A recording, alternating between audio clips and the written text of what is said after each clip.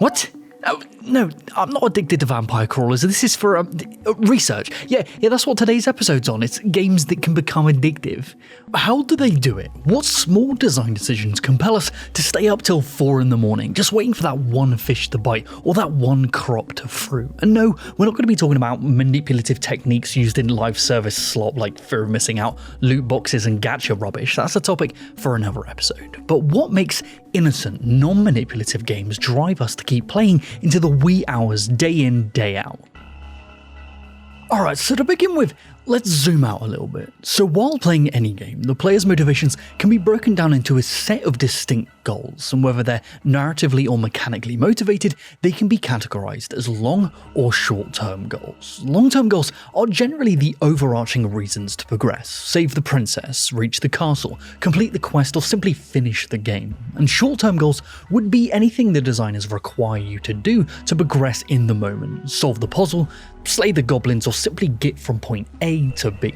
And it doesn't matter what genre you're playing. For example, in Mario, long term is rescue Princess Peach, and the short term, jump over the gap without falling. On the opposite end of the spectrum in Fear and Hunger, long term is find and escort Legarde out of the dungeon, and the short term would be avoid the rusty nails on the ground so you don't die of tetanus before you've even begun.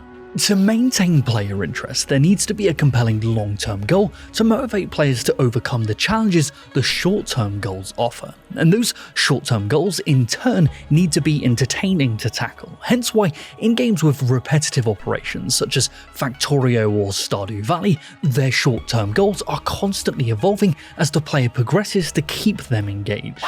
Oh yeah, interruptions are a really important aspect of this as well. In the same vein as this progression evolution, during gameplay, developers can sprinkle in micro-interruptions to the player's plans to introduce new potential short-term goals and break the flow of what could become mundanity if left alone. This could be as simple as introducing side quests, or as big as surprise combat out of nowhere that leaves the player with low health and no healing items remaining. Now, finding a way to heal is the new short-term goal, with new stakes taking the player in a direction they did not foresee, refocusing their attention and keeping them on the tippiest of toes. And this is relevant to any and all alterations to the player's plans. Farming in Stardew Valley is actually a wonderful example of this. So Stardew Valley is an odd one because its main long-term goal is so nebulous, so it needs to have engaging short-term goal management to remain enticing, and boy howdy does it succeed at that, and then some.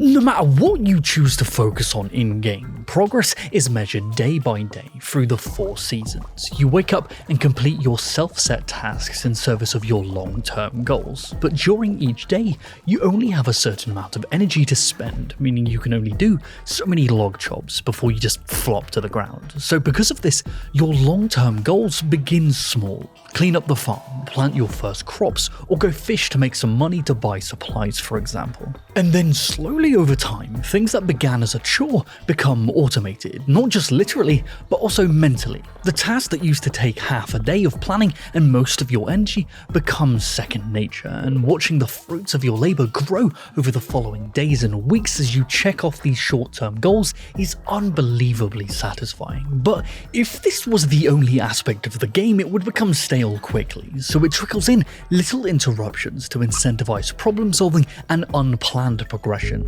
Just as the player might be getting too comfortable with their routines, boom, a letter from some twat saying he's lost his undies and he needs you, specifically, to go get them, completely throwing a wrench in your regularly scheduled agricultural endeavors. No matter how far you progress through the game or how big your farm grows, more and more short-term goal interruptions such as festivals, NPC quests, or forgotten birthdays keep being thrown at the player to encourage them to try out and delve into new systems. But they're not meaningless though. They'll commonly benefit the player extrinsically with new materials or cash to better tackle their remaining short-term goals, or give them narrative threads to pull, giving them potential new long-term goals. Once addressed, these interruptions eventually bring the player back to the normality of their daily routine, and this mental reset is incredibly important because as exciting as these interruptions and shake-ups to the player daily checklist can be, if not properly managed, they can be overwhelming, like with Pokopia.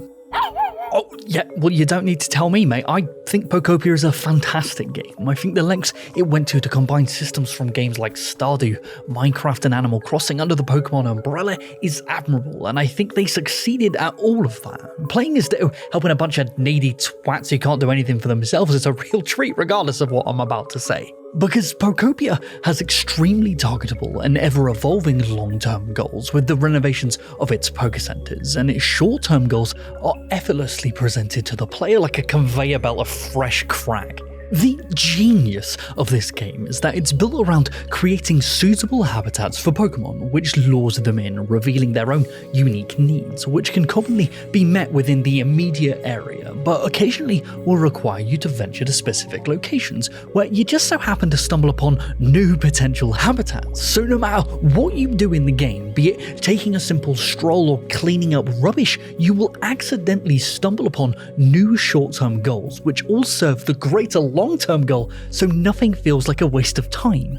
But the issue begins with their frequency. The game's requests can be relentless, and although most of the Pokemon's wants are obtainable via items and puzzles within their direct vicinity, this is not always the case. You could be standing there waiting for cement to mix because some prick has asked you to build a skyscraper, and then some little guy waddles up and says, "Oh, can you unflood my basement or fetch me some toys?" I'm a little bit busy, mate. And before you even finish the thought of what to do with the items some pocket twat has just given you, another one sneaks up and asks you to do their taxes.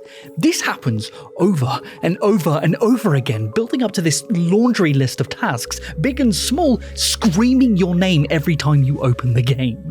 You're just constantly getting interrupted and, what, there's an ad? Well, that's kind of ironic. This video is brought to you by Play Tracker, the app that tracks your cross-platform game library, achievements, stats, and more. Play Tracker works by connecting to various gaming platforms and combining all your data in one place. It offers a unified cross-platform social experience, advanced game library labeling and sorting, fun challenges and progression system, and stats about games and the types of players who enjoy them. Play Tracker is for all kinds of gamers, like this one. My top tags across all platforms are dating sim and psychological horror.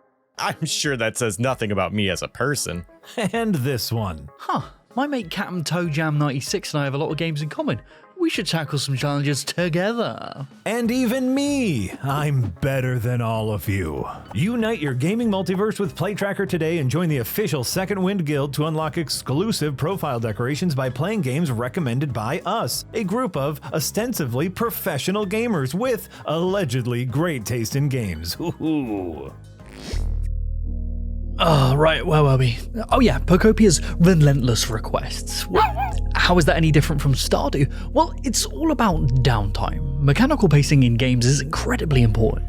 You can't go full throttle for the entire sitting. Even in the most fast-paced and addictive of games, there are valleys to accompany the peaks of intensity to give space for the player to mentally recenter themselves and allow them to think. We all know the, just one more round phenomenon, where a game compels you to stay up past your bedtime into the early hours of the morning, and this isn't caused by it bombarding you to the point where you can't think of anything else, quite the opposite in fact. It's because its downtime is managed effectively.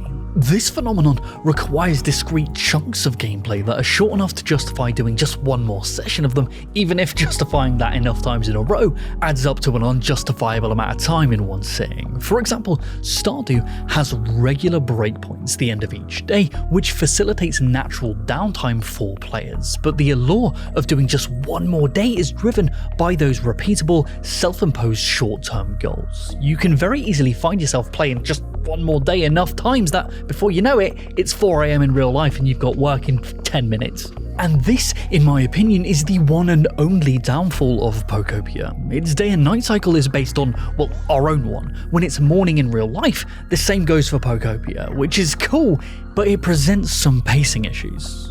The only natural breakpoint for Pokopia are in between larger areas once one is complete story-wise, and morning, noon and night, the relentless requests from your pocket friends do not slow down, so instances of downtime for the player will commonly be self-imposed, like needing to eat or sleep. This, in combination with the relentless pace of your Pokemon's requests, make it mentally difficult to return to the game and its impossibly large checklist of tasks. as you're deciding what to tackle next, another thing is already being served to you. So a more structured day and night cycle would really go a long way to allow for these sessions to be more manageable and player guided rather than just all in a mass.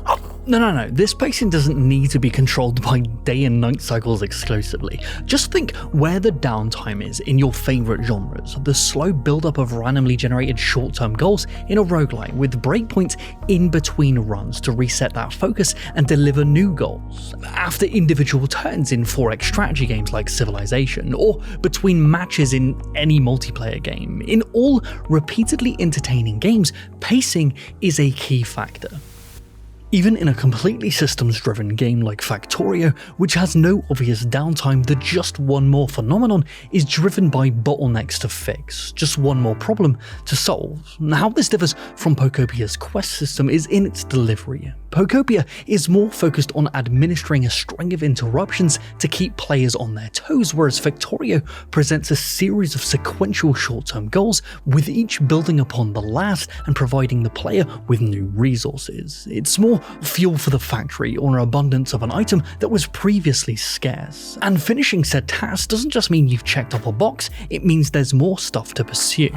Yeah, that's the secret. The recipe for a successfully addictive game is a long-term goal to compel the player forward and to return to the game once it's been shut down, accompanied by short-term goals that on completion provide the player with something to propel them, be that narrative threads to pull or extrinsic rewards. Now sprinkle in some interruptions with properly managed downtime, this can really place the player under a spell. Just look at your favourite game regardless of the genre, and I'm sure you can see how this formula is used to keep you coming back time and time again, be that in individual levels or as part of the big picture. This isn't manipulation to get the player hooked so they can buy more gacha rolls, but a way to create compelling experiences. But what do you think? What game do you think does this the best, and can you think of a game that mismanages its downtime to the detriment of the experience as a whole? Let us know down below, because we'd love to discuss this with you. And also, the next episode is gonna be on the insanity that is Final Fantasy VIII, so buckle yourself up for that one. Alright, we'll see you in the next one, guys. Have a good one, bye!